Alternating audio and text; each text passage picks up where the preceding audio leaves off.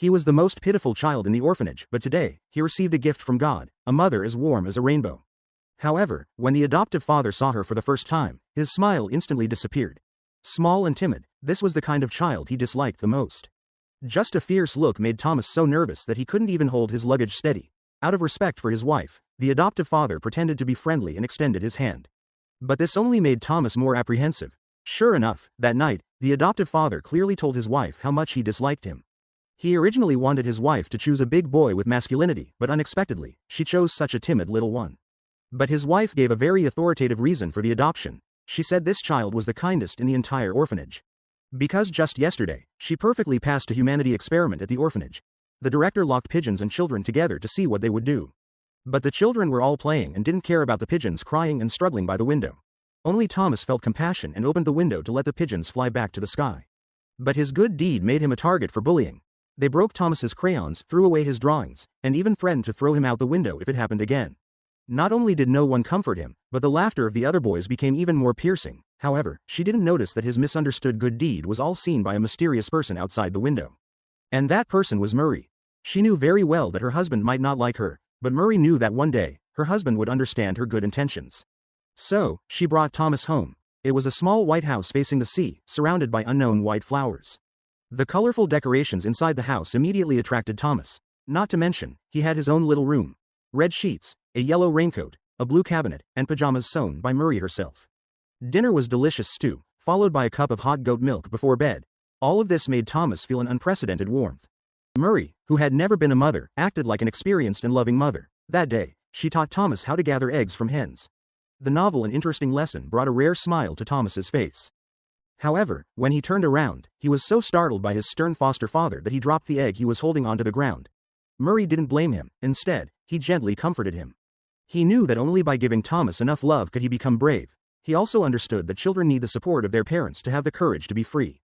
That evening, it suddenly started to rain heavily. Thomas stood in front of a puddle, stretching out his little foot to test it. He wanted to step in and play, but was afraid of being scolded by his foster parents. Sure enough, Murray came over with a serious expression. Timid Thomas was already prepared to be reprimanded, but in the next second, Murray jumped into the puddle first. Then, two yellow flowers, one big and one small, bloomed freely in the sweet rain. Thomas's tense heart slowly relaxed. He had never felt so at ease. But this indulgence was quickly interrupted by Eric's appearance. With just a cold and silent demeanor, he made sensitive Thomas freeze like a cicada in winter. Thomas hung his head, not even daring to enter the house. Murray saw this and comforted him, saying that beneath his cold exterior, Eric actually had a warm heart. One day, you'll see it. That night, Murray and her husband chatted by the fireplace. She knew there was a gap between her husband and Thomas and hoped she could give Thomas more time to adapt. But her husband openly expressed his dissatisfaction with Thomas. What they didn't know was that their conversation was accidentally overheard by Thomas. He could only bury himself in the covers, letting the night hear his little grievances. After that, he became like a mouse, seeing Eric as if he were a big cat. One day, Thomas saw a beautiful rainbow in the sky. He ran to share it with his mom, but when he saw his foster father in the living room, he became too nervous to speak. Finally, after much effort, he managed to say the word, rainbow. Thomas's hesitant behavior made Eric even more disappointed in him. After breakfast, Eric was preparing to go fishing. Murray wanted him to take Thomas along. But when Thomas found out, he hid in the stable out of fear and refused to come out. Murray had to let her husband go to sea first, while she sang a cheerful nursery rhyme and took Thomas to the seaside. The two of them sat side by side on the sun-drenched beach. Seeing Thomas looking listless, Murray taught him how to call seals with his voice. Looking at the round heads popping out of the sponge, Thomas found it incredibly magical. Murray asked him to give it a try. But after several attempts, it didn't work, and Thomas didn't want to try anymore. Murray patiently encouraged him to try again and again, tirelessly correcting Thomas's pronunciation. After much effort, they finally got a cute poster. Murray told Thomas that the poster was a special surname that could convey what you wanted to say to your loved ones. Thomas whispered to the seal, asking it to tell his grandma that he liked it here. Every day, Murray patiently guided Thomas. She waited patiently, hoping that Thomas and her husband could accept each other. Of course, Thomas needed to accept not only Eric but everything about this unfamiliar environment. Whenever the Lynn siblings came to play, the timid Thomas would always find ways to hide. His experiences of being bullied by other kids in the orphanage made him resistant to peers. However, with Murray's gentle encouragement, Thomas finally took the brave first step to make friends, accepting an invitation to go out and play with them. However, before setting off, cautious Thomas secretly combed his hair like an adult, so he wouldn't look so small among the group. The siblings first took him to see the legendary giant statue of King Fingal, then to a secret base under Fingal's castle. It was a pitch-black seaside cave. Inside, it was chillingly cold, and there were all sorts of oddly shaped bugs everywhere. Thomas walked every step with trepidation. Suddenly, a bat swooped down, and Thomas ran off in fright. The boy called him a coward, but the girl thought he was cute. Soon after, the new school term began for Thomas. The teacher asked him to introduce himself. Looking at the crowd below, he was reminded of the ridicule at the orphanage. He was so nervous that he couldn't say a word. The little girl helped him out by saying, "Tell us about the chocolate shops in the big city."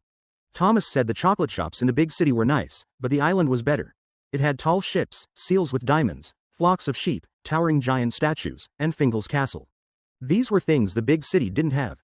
Thomas's sincere praise won the affection of his classmates. The girls all raised their hands, wanting to sit with him.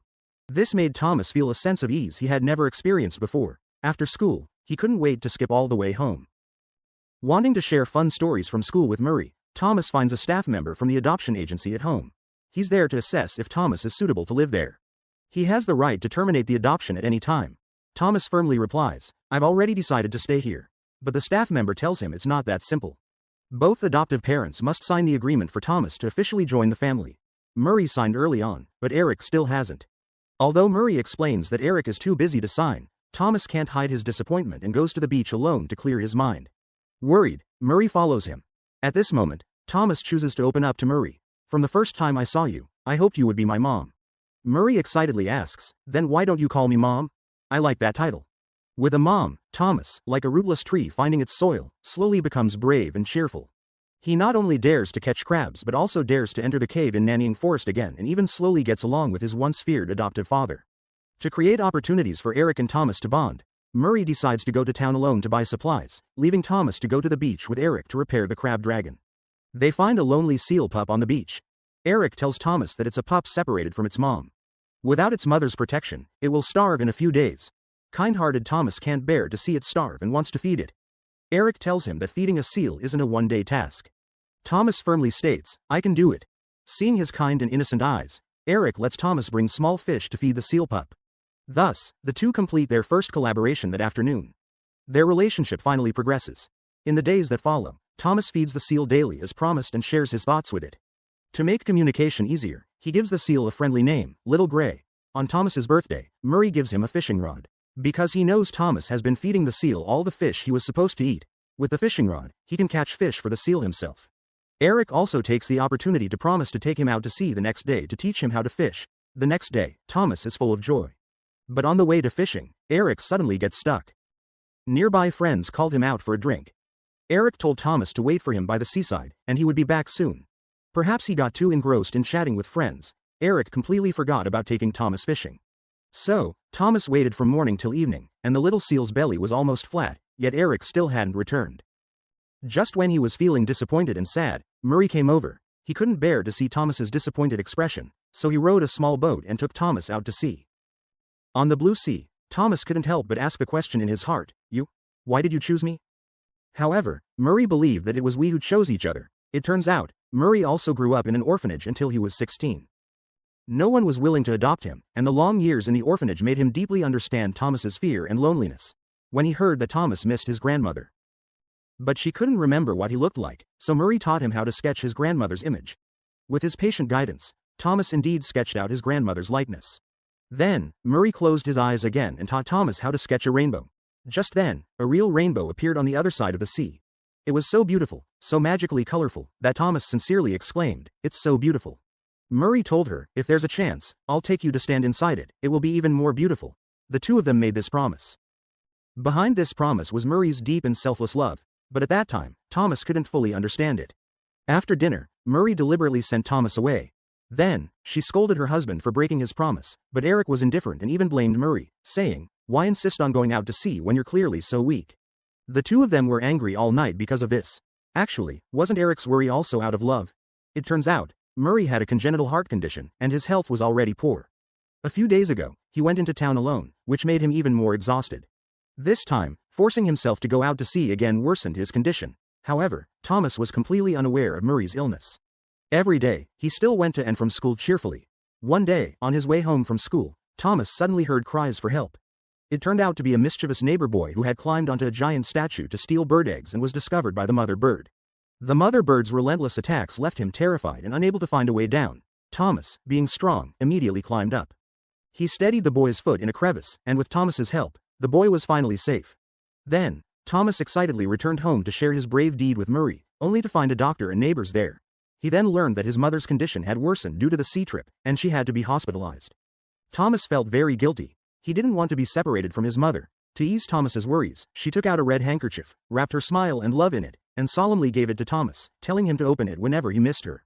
So, Eric and Murray went to the hospital, while Thomas temporarily stayed at a neighbor's house. Watching the neighbor's family being so loving, Thomas felt the same loneliness he had at the orphanage. That night, he had a terrible nightmare. The ground was shaking, and even though he fell, he was still praying for his mother. He prayed that the giant stone statue would bless his mother with a speedy recovery. It was clear that he really loved his mother, who was as colorful as a rainbow. Finally, the neighbor brought good news, saying that in a few days, Thomas could go to the hospital to see his mother. He wanted to bring her a gift. Coincidentally, a gypsy witch came to the island that day. He took a fancy to a colorful tablecloth. Since he had no money, he took out his grandmother's only relic to trade. He believed his grandmother in heaven would agree, and he was sure his mother would love the gift. Just when he thought everything would slowly get better, reality was always so cruel. A few days later, Thomas finally arrived at the hospital. It seemed even colder here than on the island. Thomas quietly walked to his mother's bedside. Seeing him, Murray forced a smile, gently stroked her cheek, and asked if she could feel all the beautiful colors in the world. After she nodded in response, Murray closed her eyes with relief. However, before Thomas could take out his gift, he was pulled into the hallway by an adult. Thomas vaguely heard the priest's prayers. Realizing something, she ran back to the ward regardless. Thomas's whole world darkened. His mother was there, but there was no response. Only her still warm hand conveyed a thread of love. Back home, the only thing accompanying her was that handkerchief. In the silent night, he was heartbroken. The next day, the entire island was shrouded in mist. Thomas watched Songzang's team from afar. He still couldn't believe that his mother's rainbow had vanished before his eyes like smoke. Even the bright sun was obscured by clouds, and the warm light, the little home, lost its original brightness. Eric was also deeply affected, drowning himself in alcohol every day. Every day, Thomas would find the little seal to confide in. Watching the waves continuously crash onto the beach, he began to pray for the little seal, hoping its mother would return soon. However, he himself was about to be overshadowed by a bigger shadow. The Lin siblings heard that the adoption agency was coming soon. If Eric hadn't signed the papers, Thomas would be taken back to the orphanage. The little girl saw Thomas was very sad and comforted him, saying maybe Eric thought he would have a better life in the city. But Thomas firmly said, "This is my home, I need him, and he needs me." Perhaps Murray knew he didn't have much time left, so he chose to leave Thomas as a gift for his husband. He knew Thomas's innate kindness would surely dispel the gloom in his husband's heart. Thinking of this, Thomas decided to pull himself together. He took the initiative to take on all the housework, fetching water, watering flowers, and feeding the herding dogs. Finally, he made Eric's favorite delicious stew using the method Murray taught him. He thought this delicacy would cheer him up a bit, but unexpectedly, the more familiar the taste, the more it pierced Eric's heart. This made his longing for his wife even stronger. Subsequently, he left the dining room without taking a single bite. But Thomas did not give up. He understood that Eric's grief needed time to heal. From then on, every day, he took on more housework, making the home without a mistress seem normal. Until one evening, Thomas came home from school to find all traces of his mother gone. Eric explained that she was no longer there. Thomas angrily slammed the door and left. He couldn't understand why Eric would do such a foolish thing. But then he discovered that Eric had burned all of his mother's belongings in a fire. Thomas went up to stop him, only to be pushed to the ground by Eric. He finally couldn't bear it anymore and exploded. He angrily accused Eric, saying it was because you went drinking that Mom went out to sea with me while sick, you killed her. After saying all this, the sad Thomas turned and ran to the neighbor's house. He wanted to express his grievances, but the neighbor comforted him, saying that sometimes people do foolish things when they're too sad, like burning everything that causes pain. You've only spent a short time with Moreau, but Eric has been with him longer than you've been alive. The night was so long and quiet, and Thomas, holding onto that touch of red, entered into beautiful dreams filled with memories. But Eric stayed awake all night. He wanted to apologize to Thomas, but in the end, he couldn't knock on the door or say the words. The next day, on his way home from school, Thomas once again encountered the investigator from last time. Feeling uneasy, he hurried back home. Sure enough, Eric still hadn't signed the adoption papers. Thomas found his little poster again, hoping to send a message to his mom. He didn't know what to do and hoped his mom could give him some guidance. Suddenly, he looked up and saw a brilliant rainbow right in front of him. The starlight scattered around her. Thomas stood excitedly among it, as if standing on a sea of rainbows, seeing all sorts of dreamlike colors. Thomas knew this was his mom fulfilling her promise. That night, Thomas walked home under the night sky, while Eric was still drunk. This time, Thomas knew what to do. He gave Eric the scarf his mom had given him, hoping this gift, carrying his mom's smile, could help her out of her gloom. That night, Eric held the handkerchief, feeling the warmth of Moreau. For the first time in a long while, he slept exceptionally well. The next morning, the warm sunlight spread over the sea and into Eric's heart. He planned to make breakfast for Thomas, using this simple yet sincere gesture to express his desire for the child to stay. He thought as long as the child didn't mind his cooking, he could make him stay. However, after knocking on the door for a long time without any response, a sense of foreboding rose in his heart. Pushing the door open, he found Thomas's room empty. It turned out Thomas had gotten up early, packed his bags, and was ready to leave this memory-filled home. But before leaving, he wanted to help the poor little seal return to the sea so it could find its lost mother. Realizing something was wrong, Eric hurried outside to look, just in time to see Thomas rowing a small boat towards the sea. But just at that moment, the once clear skies suddenly became overcast, the sea waves surged violently, roaring mercilessly. Before long, Thomas's small boat was directly overturned by the waves, and he was swept into the sea. Eric called out his name in the wind. At this moment, he realized that Thomas had already become a part of his heart, slowly intertwined with Murray. He could no longer lose this lover. Then, Eric searched along the shore. Just when he was almost despairing, thinking Thomas had perished at sea, he found Thomas lying on the beach behind a rock. Thomas slowly woke up. It turned out that the moment he fell into the water, a seal on the shore quickly jumped in and together they dragged him back to the shore. Thomas said it was his mother who saved him, that she sent the seals. At this moment, their hearts were filled with awe and appreciation for life, and they understood the bond between them even more. They were no longer just a foster father and son, but indispensable to each other in life. Back home, Eric suddenly realized that the room indeed lacked bright colors. After hearing this, Thomas took out the tablecloth he had prepared for his mother. Together, they spread it on the table, but Thomas was still worried he would be sent away, so he asked Eric if he had signed the papers. Unexpectedly, Eric said no, without your consent, I won't sign. Then he asked Thomas if he wanted to return to the orphanage. After hearing Thomas's firm answer, Eric decisively signed his name on another document. At this moment, the father and son finally accepted each other and became a family dependent on each other. After this, the neighbor siblings came to ask Thomas to play. For the first time, Thomas actively asked for Eric's opinion, and after getting permission, they finished breakfast and went to the beautiful seaside together. At this time, the little seal also brought its family, and Thomas received the long-lost fatherly love. He finally had a warm little home in this colorful world. Rainbow Shine is a drama film directed by Vic Saleen, starring Connie Nielsen and Aidan Quinn, released in 2009. The film doesn't have a grand narrative but showcases the ultimate delicacy of love through the interactions between Thomas and Murray. Murray is like a ray of sunshine breaking through the clouds, using jumping in puddles. The warmth of making pajamas gradually melted Thomas's closed heart. The director used color as a language to contrast the gloom of the orphanage with the brightness of island life, symbolizing the transformation from despair to hope. After Murray passed away, the colors in the house were destroyed by Eric, only to reappear with Thomas. It tells us that true healing is never about eliminating suffering, but about planting seeds of light in the cracks. The most touching power of the film is that it redefines family. There is no biological connection between Murray and Thomas, yet they become true family by choice. He saw Thomas's kindness and courage as a premise, using patience and wisdom to complete the redemption of his soul. Yang Fu's transformation from indifference to acceptance reveals another truth about love.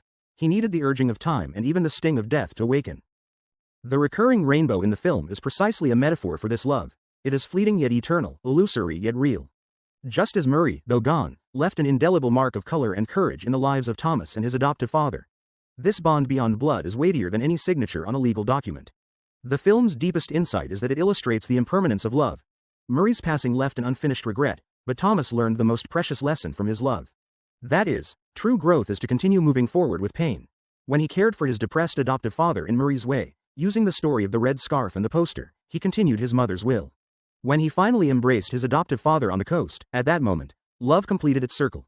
The red scarf flying into the distance at the film's end is both a farewell ceremony and a declaration of rebirth. In this world that values strength, the film celebrates the light of the vulnerable. Thomas's speech, Murray's frailty, and the adoptive father's stubbornness form the most authentic background of humanity. When we, like Thomas, are willing to look up at the sky after the storm, we can understand that every scar in life will eventually be outlined by the rainbow of love. I also hope we can all truly understand that only when the rainbow appears do we realize its beauty. That's all for today's movie sharing. Please like, comment, and share. Looking forward to our next meeting. Yeah.